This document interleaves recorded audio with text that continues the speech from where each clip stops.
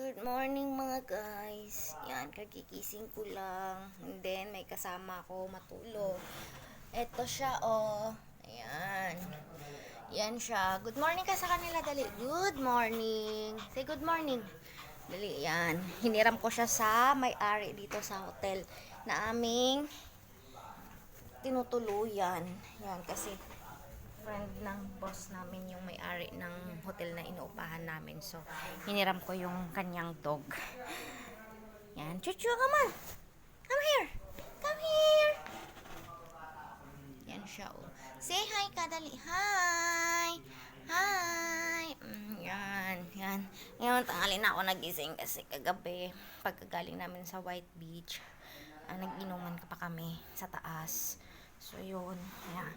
Kagigising na. Tapos mamaya, magsiswimming ako dun dyan sa dagat, sa baba. Lulublob ako doon. Yun. Tapos, sarap dun sa White Beach, mga guys. Lalo na paggabi. Ang ganda.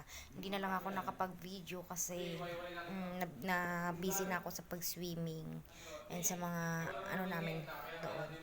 Ayun. Tapos, may trivia lang ako dito sa Sabang, Puerto Galera. Kagabi, pag uwi namin, galing sa Sabang.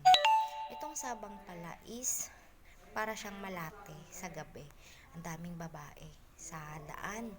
Tapos, merong isang lugar dito na tabi-tabi ang bar. Ayun, marami ka makikita mga babae, may mga bata pa, ganun. Tapos, since ang dami kasing foreigner, parang ganun na lang din yung ginagawa nila. Ganun. Hindi naman ako nanja-judge kasi nakita ko rin naman yung dito, yung place dito na wala rin naman silang ibang mapapasok ang trabaho. So, yun na lang din siguro yung naisip nila para tulungan nila yung kanilang pamilya, diba? So, hindi ko sila ginajudge sa trabaho nila kasi may kanya-kanya naman tayong mga desisyon sa buhay, may kanya-kanya tayong mga gustong gawin para makatulong sa pamilya natin. Yun lang. Parang gusto ko lang sabihin na maganda yung Sabang. Pero yung pag sa gabi, para siyang Malate style.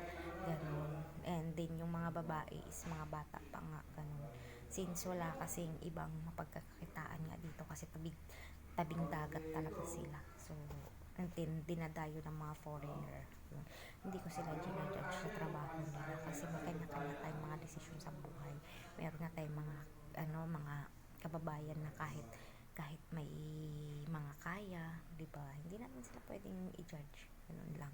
So, yun mga guys. Mamaya, bababa ako sa baba, i-video ko, ipapakita ko sa inyo yung katahimikan ng karagatan. Pag ganitong oras, tahimik pa doon kasi wala pa mga nag-snorkeling and mga nagda-diving. So, mamaya pa yung mga bandang tanghali or whatever. So, ngayon, lalabas muna ako kasi tinatawag na ako nila para magkape. Ayan guys, so magpapaalam muna kami ngayon. So mamaya i-update ko kayo pag nakababa ako and pag nakalublob ako dun sa dagat. Yun nga lang sabi nila, mag-ingat lang daw kasi mabato talaga. Mababaw lang naman siya, makikita mo naman yung mga bato sa ilalim ng tubig. Pero syempre kailangan tayo mag-ingat kasi baka maipit yung paa natin, masugatan tayo dun, di ba? So, ingat-ingat tayo. So, ngayon, papakilam muna kami sa inyo. Say bye-bye. Bye-bye. Bye-bye for today's video. Bye-bye. Bye-bye, bye-bye. So, yan. Bye-bye muna kami. Ano to, balik mo na?